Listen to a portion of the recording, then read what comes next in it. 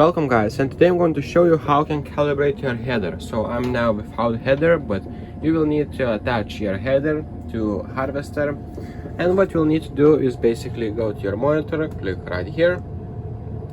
My language is a little bit different, so just follow my instructions and read in your language. So after clicking there, what you'll need to do is go to calibration. Here select on header, click on that one, and you'll need to follow the instructions on the screen. It will say tilt, lift the header up and down, and etc.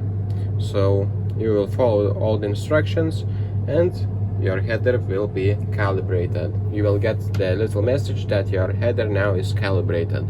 So that's pretty much it. So thank you guys for watching. I hope this video was helpful. Please make sure to subscribe to guide to everything, and we see you in the next one. Peace.